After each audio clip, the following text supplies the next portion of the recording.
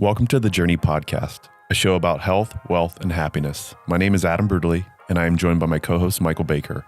Whether you're looking to revamp your lifestyle or seeking a spark of inspiration, join us on this journey and let's explore the world your health and wealth make possible.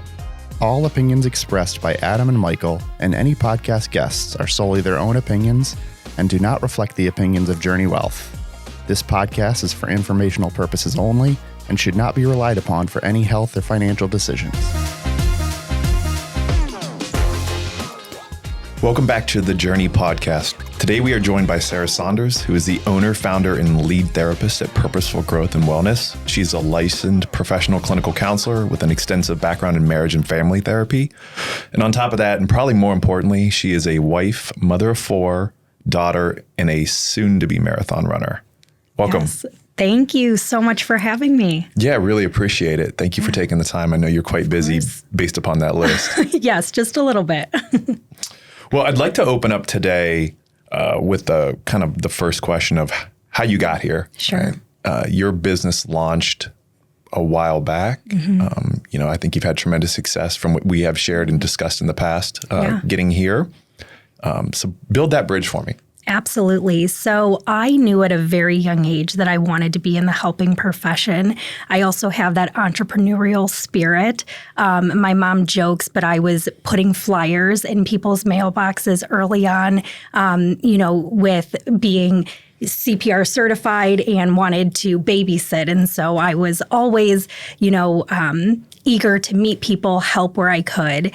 And I went to school for counseling and art therapy. I love to do things creatively and also love the human development and how all of that works. And so I went to school for psychology and art therapy, then ended up going to Ursuline for a year in the art therapy program. I then transferred to Akron and did the marriage and family therapy program there.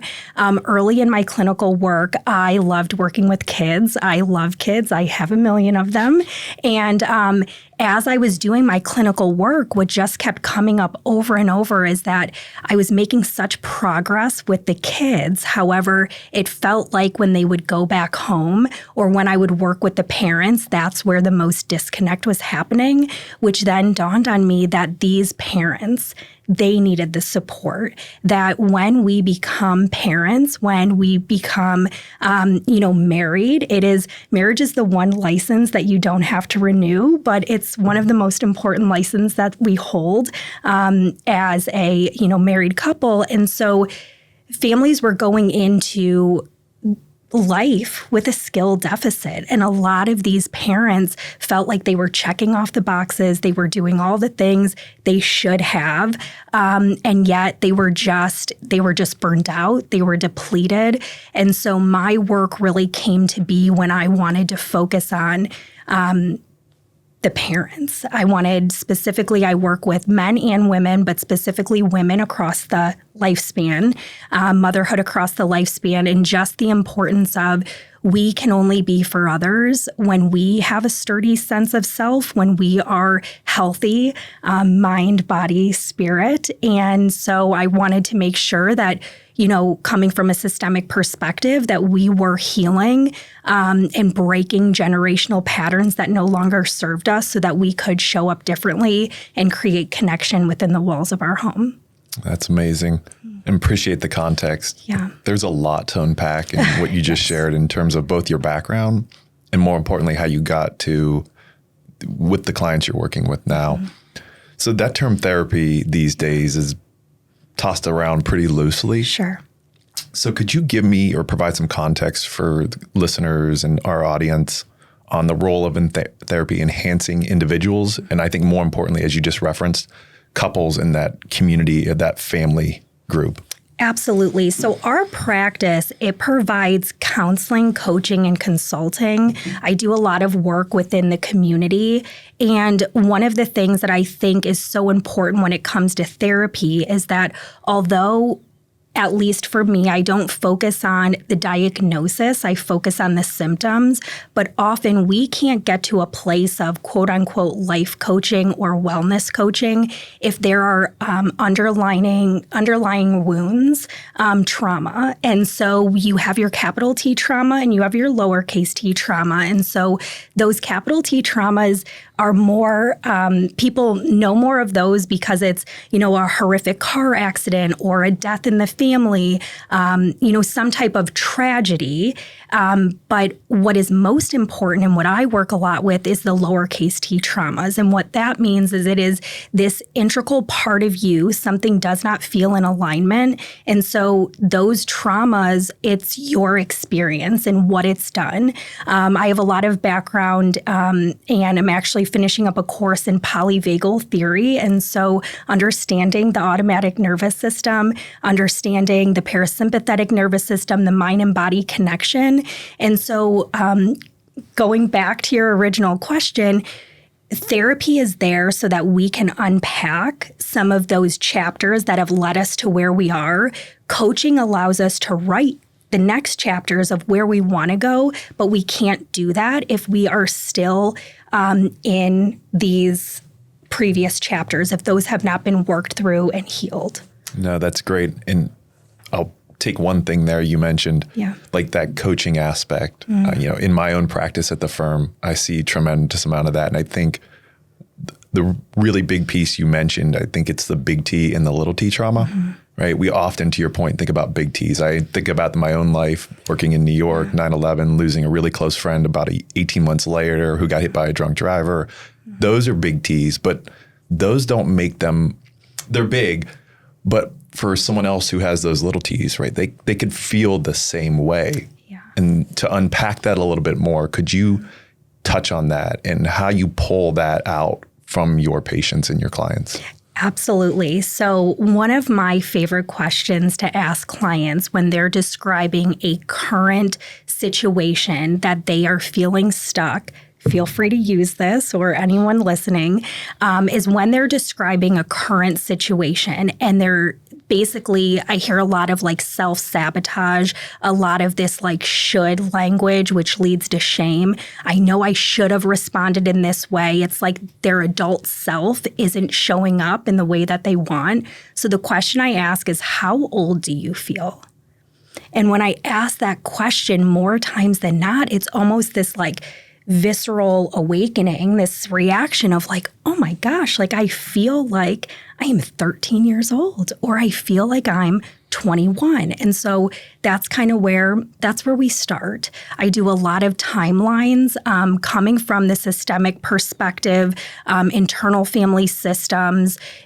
It's a lot of pattern recognition. And so this is never to shame, blame, judge, or criticize. It's just to acknowledge. So I love to know, tell me your story. How did you get here? What is the root? I want to know even what was, if you have recollection or stories of what was pregnancy like for your mom when she had you, what was going on in her life. The nervous system develops within the first 10 years. And so those early years, it is important and to understand, how the brain is developing. And so again, the beautiful thing is the neuroplasticity allows our brain to stretch and grow and rewire. And I could totally nerd out with you on this. But what I will say is just that we have to get to the root. And we talk about some of those previous experiences and then, work through a lot of the inner child work. No, I think that's a wonderful question. Tell me a little bit more about the answers from your patients, right? How do they describe that? How do they get there? And when do they make the connection? Sure. So I say this with a lot of respect. I say this gently and respectfully. My tax season as a therapist is right after the holidays. It's like home for the holidays and therapy by New Year's. And one of the things that comes up so much for me is that I have families very dysregulated around the holiday season because they want to do things differently than traditionally they've grown up with. And so it's really hard for them to then not get into a people-pleasing state. They want to keep the peace. And so one of the things that I encourage, and part of my framework, is protect your peace to preserve your relationships. And so people come in and they'll say, gosh darn it, Sarah, like I walked into my parents' house and sure enough, like I felt like my 13-year-old self sat down at the table and I was, fighting about this, or we were, going back into those old patterns. And to me, I'm like, awesome, because you're aware. You can't change what you don't acknowledge. And so then we do some role play, we do some letter writing, and there's an empty chair technique that is used. And so basically we acknowledge that, and then we kind of rehearse how we want to show up next time, what that looks like. The biggest piece of this is, and you're going to hear me say this a lot because I do, and I hope it sticks with people, it is never to shame, blame, judge, or criticize. It's just to acknowledge and taking that purposeful pause and recognizing, oh crap, I'm right back there.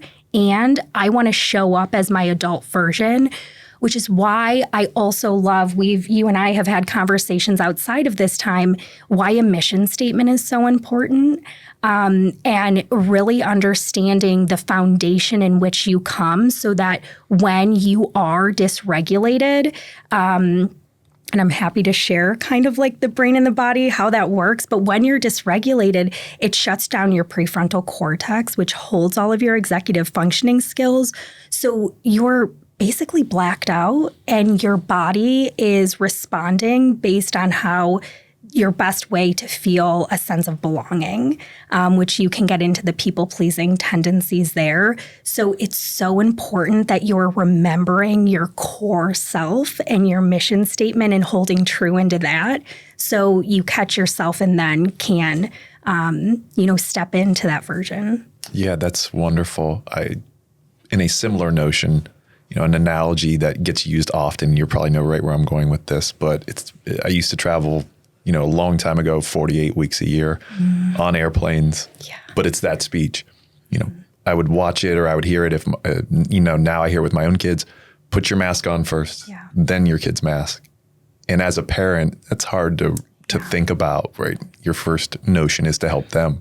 But I tell clients, you have to help yourself first, then your family and friends, and then anyone else. Because if you are foundationally not strong, it's really going to trickle down to the others.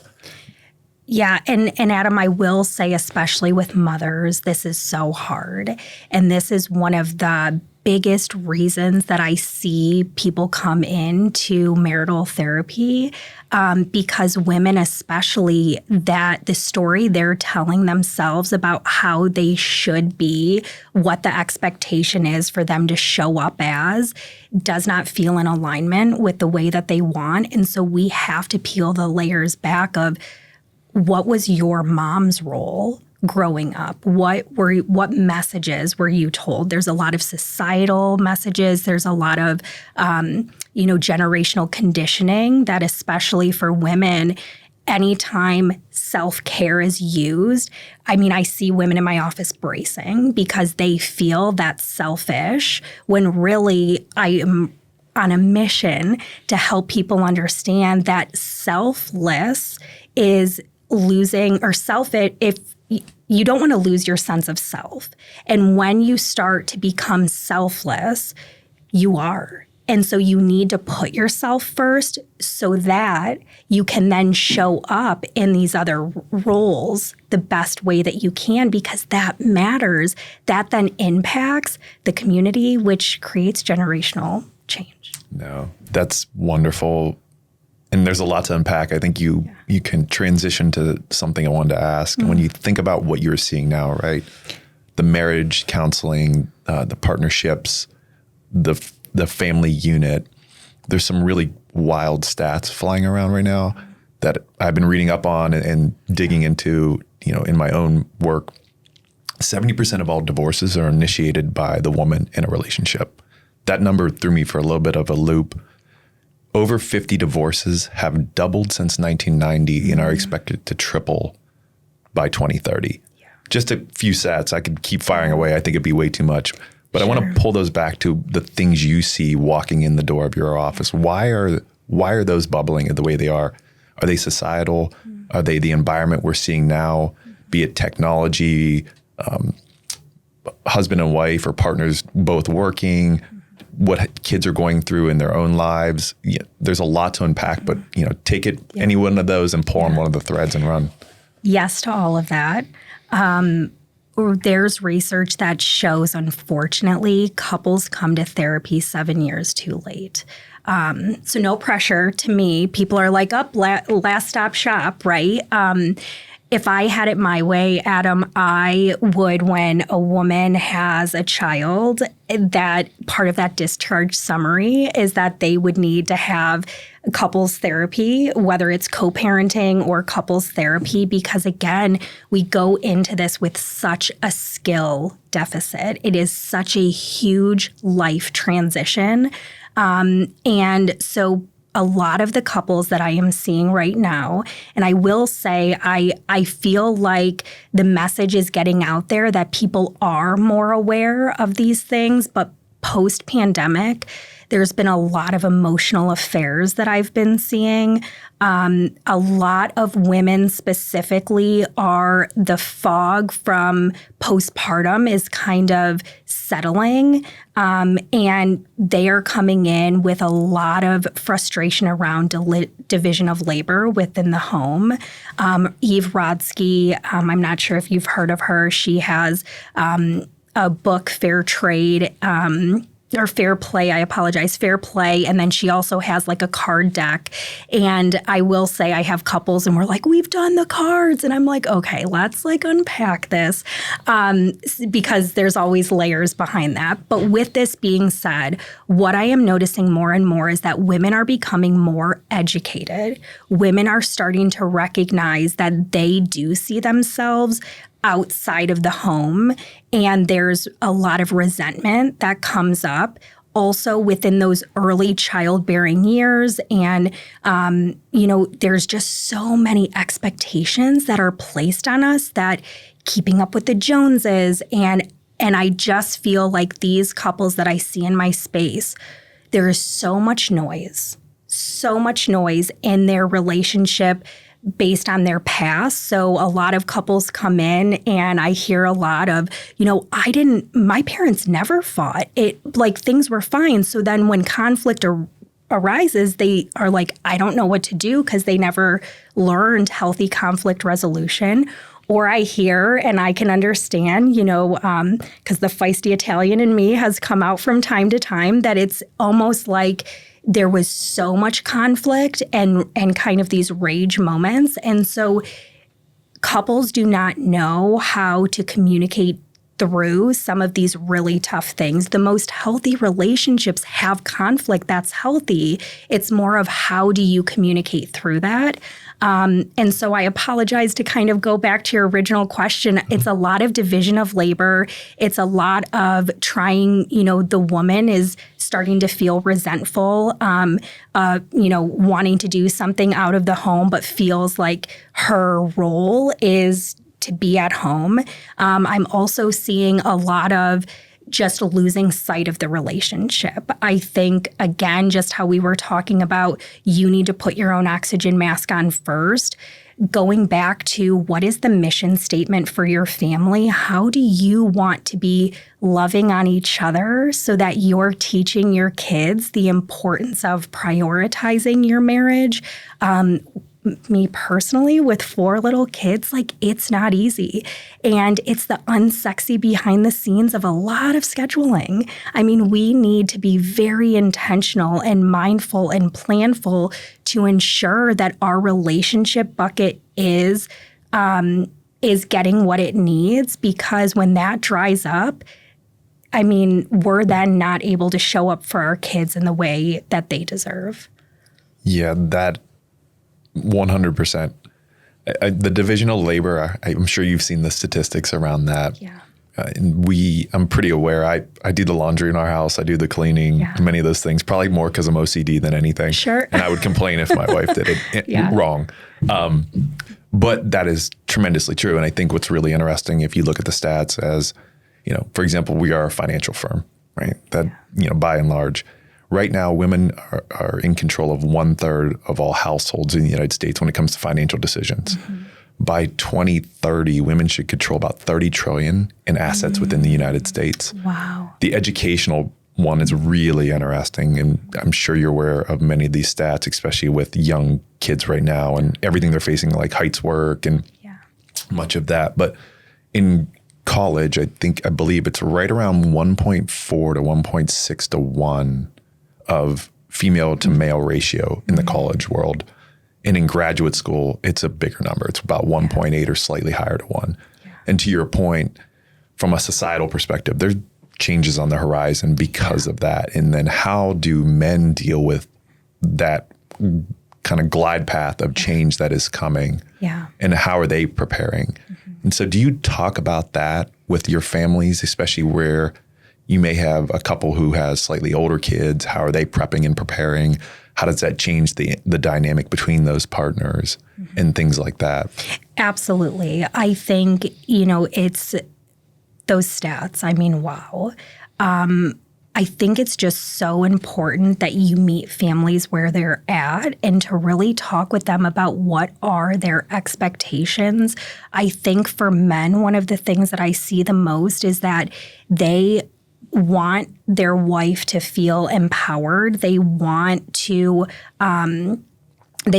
it's almost like their ego sometimes that when they're feeling like their partner may be, getting a side hustle or doing something else, like it can almost feel like, oh my gosh, like my role, my societal job is to be like the provider. And so if it switches at all, it can feel, it's just, how old do you feel, right? Like what's going on for you? And so how can we together, talk through those things? And I think especially with, college and talking to some of these families about what, again, like expectations versus intentions, being sure that we're mindful of those things and talking through a lot of that. That's great.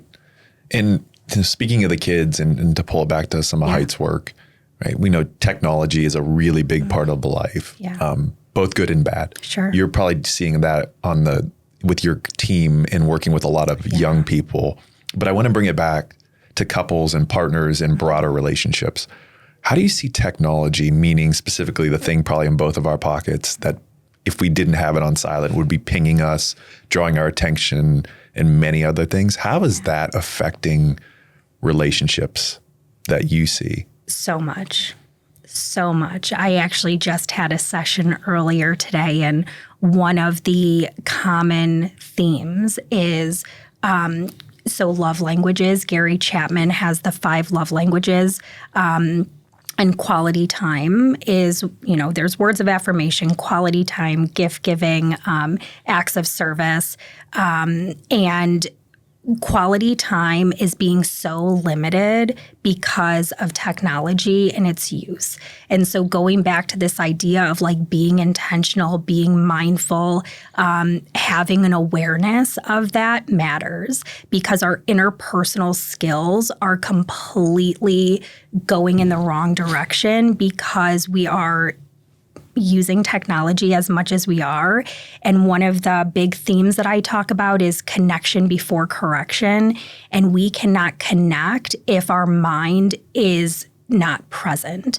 And so I had, someone come in the other day and they were just like, back in the day, you would leave work and then you wouldn't go and see your email until the next day. And some of the men I work with, they're like, but I pride myself on my efficiency and my ability to get back to people so quickly. And so then we have to take a little drive down boundary lane and we need to work on what those boundaries look like. But in relationships specifically, we can lose sight of that quality time, having those quality conversations, pausing, looking at people's facial expressions, just that physical touch and being together. And we're modeling these things to our kids. And one of the biggest recommendations that I give to families, because I'm not anti anything and I believe in balance. I can share more personally at some point about, the things that we really prioritize. However, when we are using our devices, whether it's with our partner or our children are around, it's narrating, being able to let them know, I see you. I want to spend time with you right now. I do have to just send this quick message and then I'm going to put my phone away. I think so often we can say those things in our head, but to help with those messages, we need to be communicating that directly so that our child feels seen, our partner feels seen. I could go into a whole thing about, having a charging station, having, a no phone zone, all of that. It hurts my heart a bit that we even are there, but we are. And so how can we, again, go back to this family mission statement of what your values are and what, that looks like? No, we'll get to those, I promise. Sure. But I think a term that you referenced and a couple other items is the idea of cognitive fragmentation, right? Mm-hmm. It's that disruption, that constant disruption from those devices and technology. Yeah. That you are being pinged via email, via an update, via an alert, or whatever it is from that phone, and the attention piece of it, right? Mm-hmm. That noise pulls your attention from that person across from you, from your kids. I think it was the Gottmans. Yeah. You're probably familiar with this study, but they call it BIDS. Yep.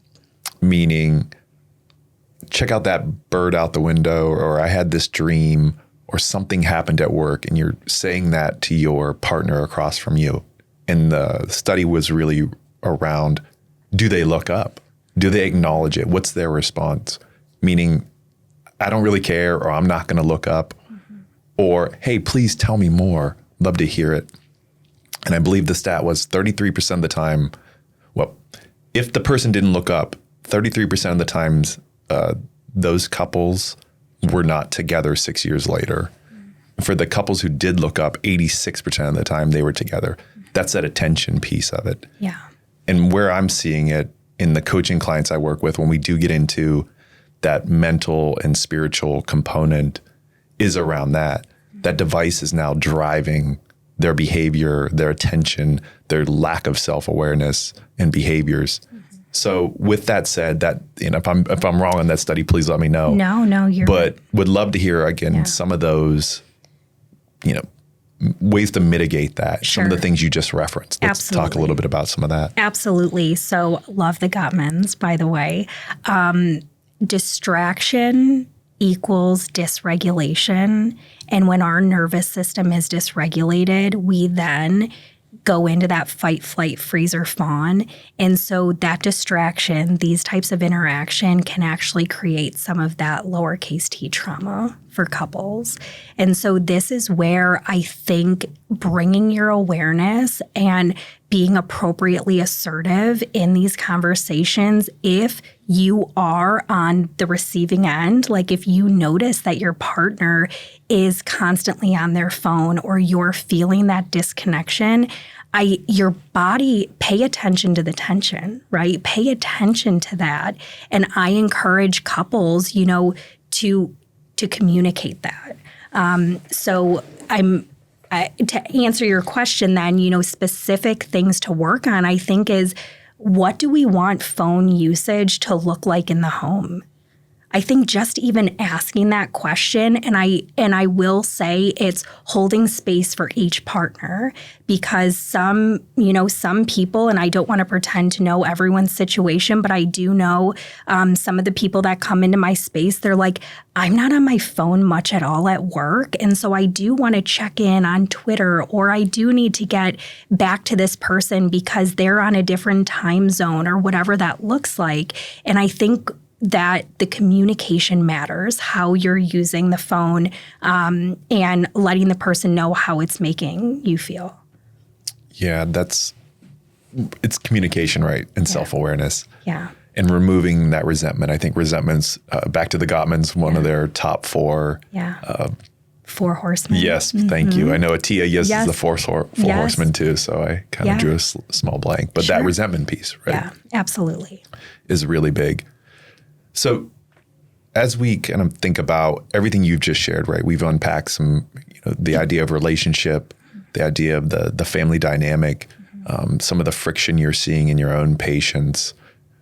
When you think about the last 4 or 5 years of your practice, you guys have grown tremendously, which is wonderful. Yeah, thank you.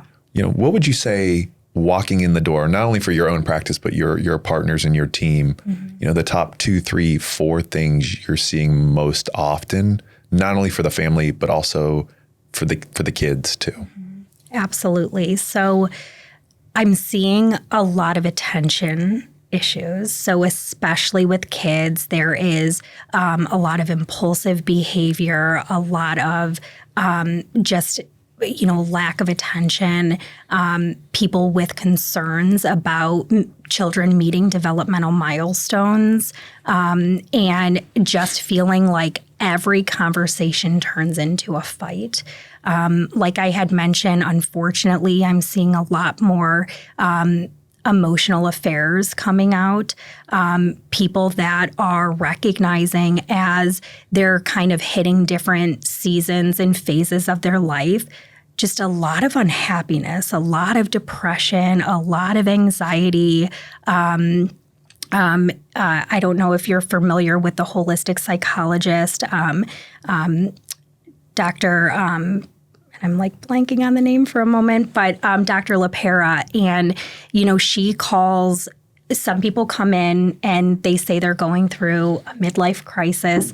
I like to, have a positive reframe. So I like to use her language of it's an awakening. And so I'm seeing a lot of people recognize that they are wanting something different than they grew up with. However, they're at a skill deficit and they're just noticing, like, I've checked all the boxes. I have done all of the things, and, we had the kids, I got the job, I got the promotion, I'm financially in a good place, and yet I am so unhappy. I don't want to get out of bed in the morning. I don't have motivation.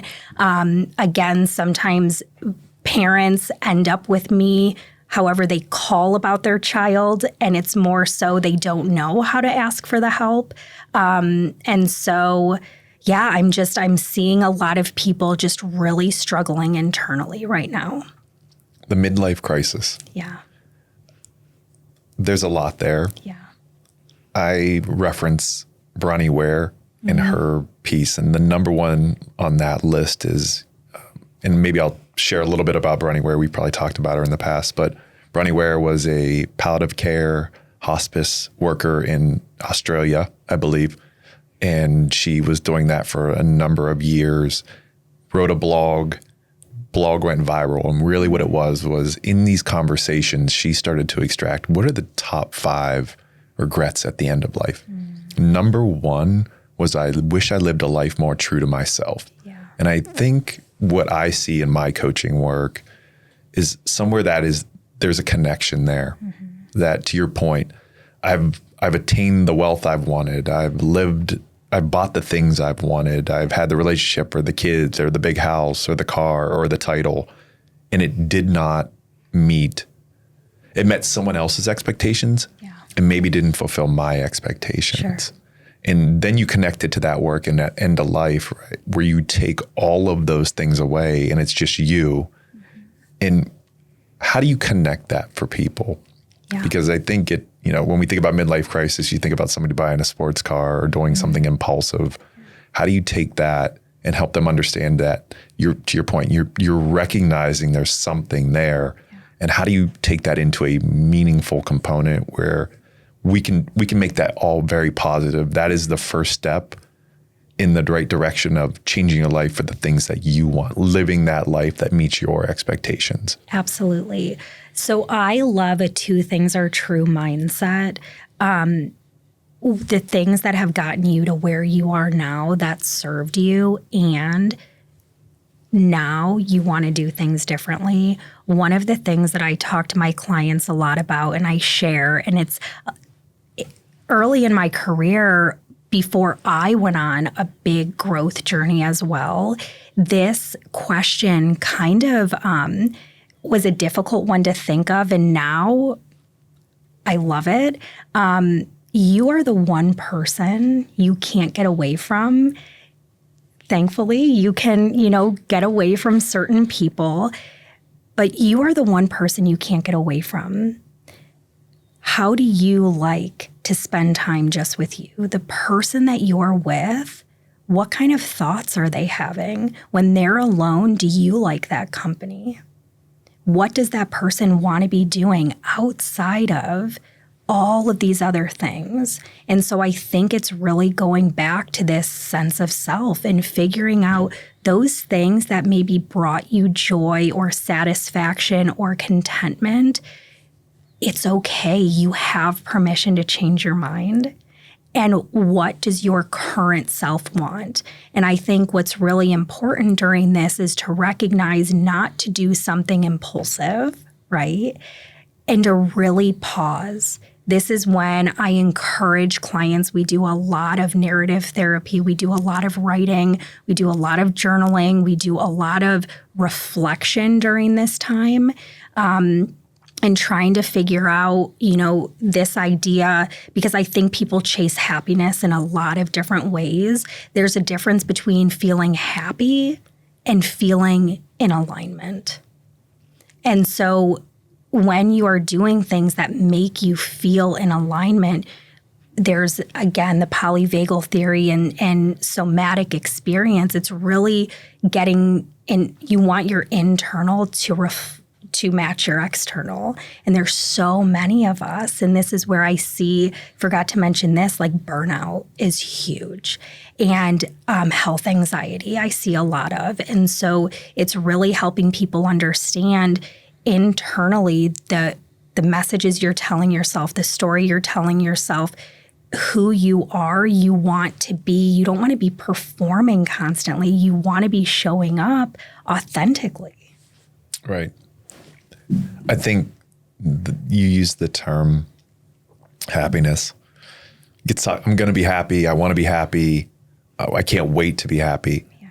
And what I tell people is there's no destination to be happy. Yeah. You're always on that journey. And that's the key piece of it. And once you recognize that it's not a destination, it's a journey, you are much better for it. Yeah. And then you can start to build that journey. I often ask clients, what do you want life to look like? It's not a huge question in the sense of, all these things to fill out and think about, but it's a big question because if you're sitting here 5, 10, 15, 20 years from now, what do you want your life to look like? What do you want your relationships to be? Who do you want to be, as you're referencing, physically, mentally, spiritually? Again, back to what we do, financial wellness. Yeah. That's a big part of how that fits together. And how do you get there? And I think that sounds like what you're touching on a lot is that that recognition is the spark of getting there. Absolutely. And I use the phrase a lot of, it's not about the grass is greener on the other side. How do you water the grass you're in?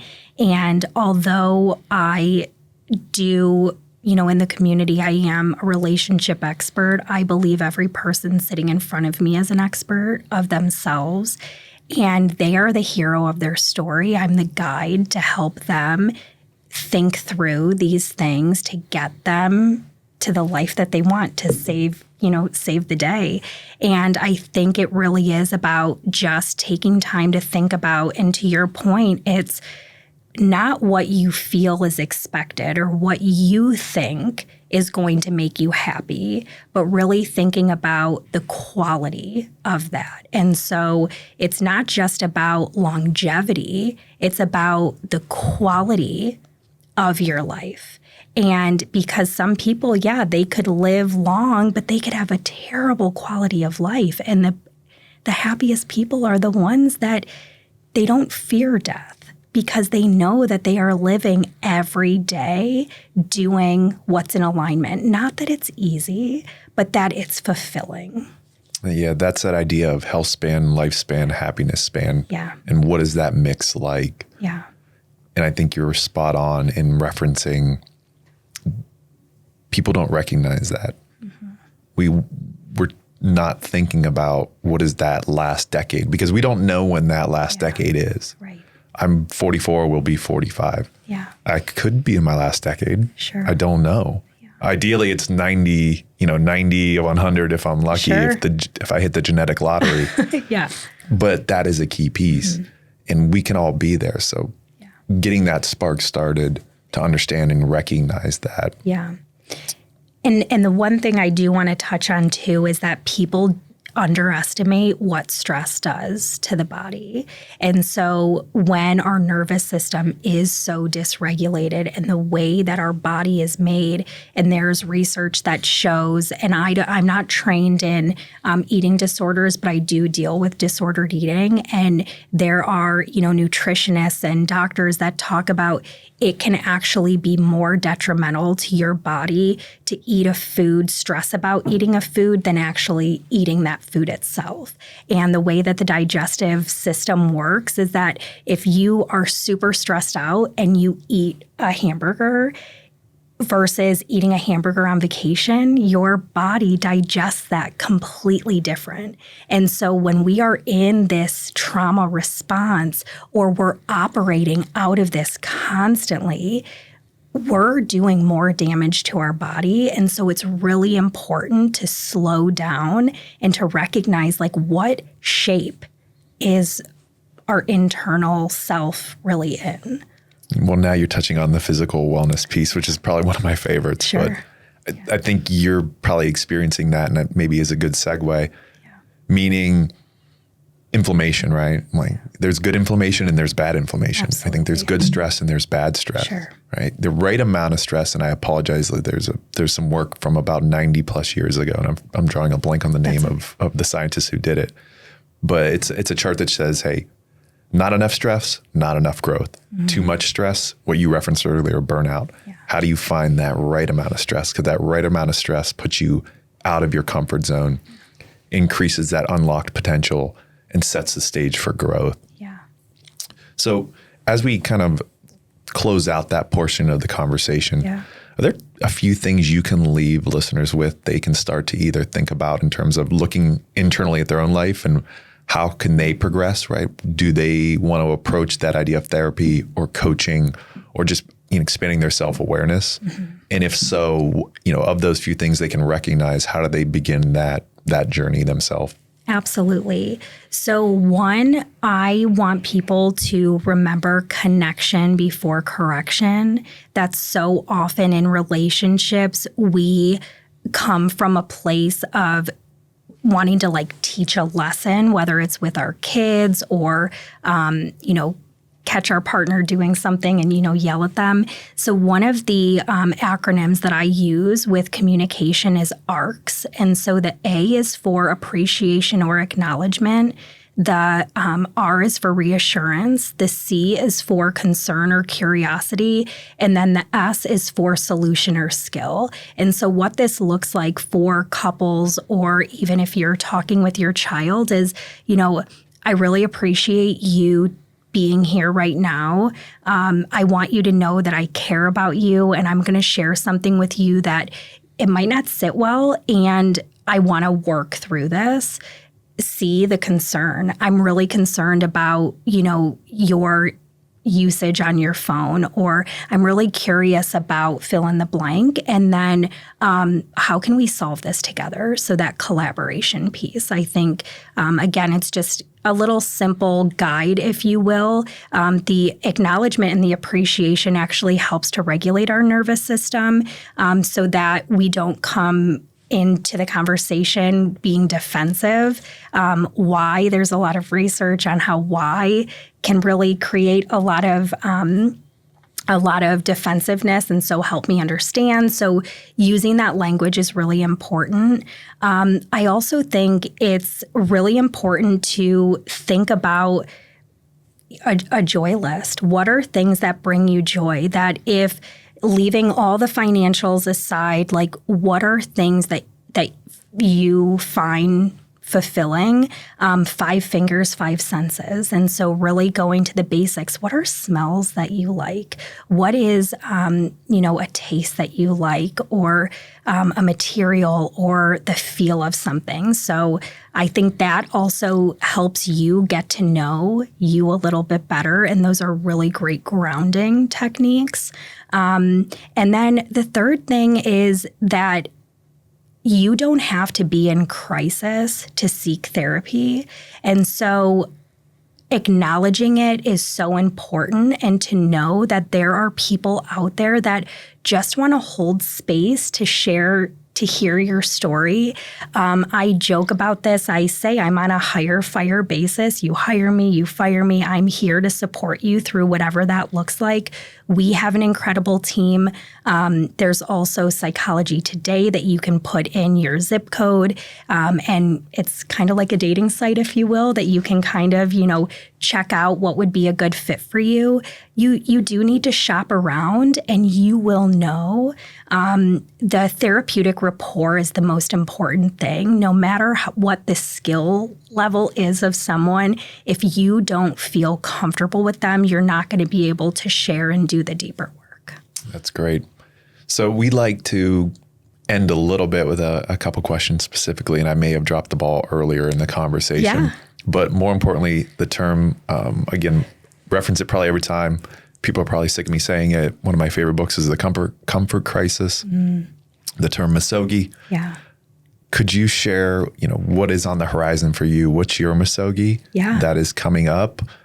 And if, how you're approaching it, what you're thinking about, and are you looking forward to it? Absolutely. So, oh my goodness, this 2024 is my year of challenge. And so, if, raising 4 boys isn't challenging enough. So, my husband is actually training for a half Ironman right now. I am also training for my first marathon. Actually, Saturday I'll have a half marathon, and then the full is in May. And we joke, but this is like the endurance challenge of parenting. And so we are both very intentional with making sure that we're taking that time for ourselves, supporting one another in these vigorous, training chunks that are happening.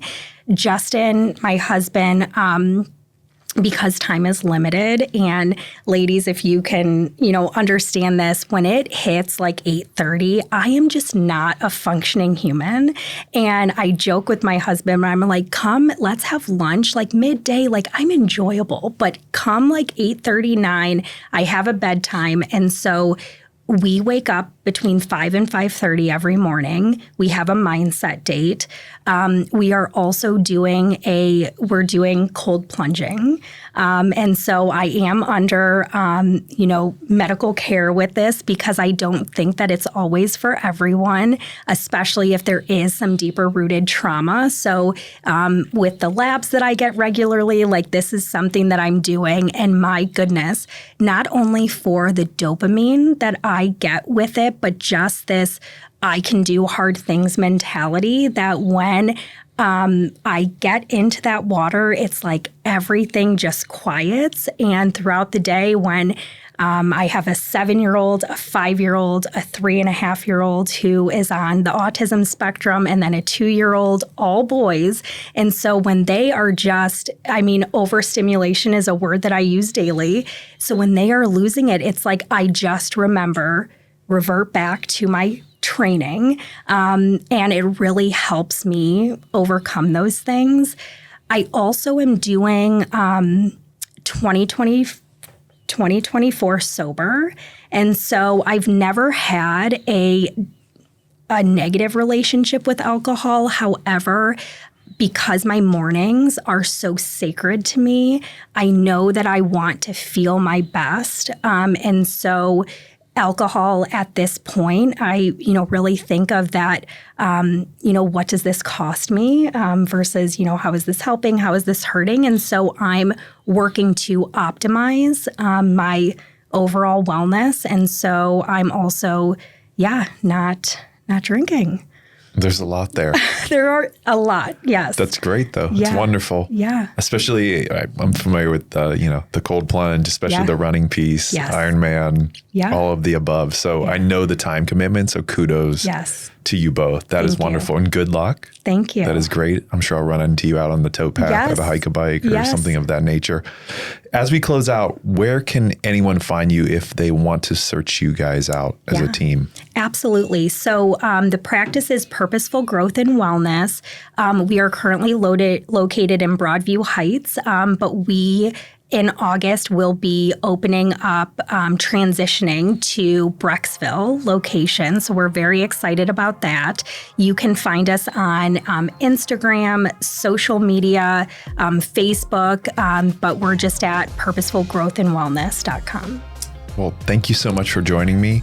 And join us next time. We'll have Michael Baker back on, my partner, to dive into all of the things our last few guests have shared and link it all back to Journey Wealth and how we want to help our clients. So thank you.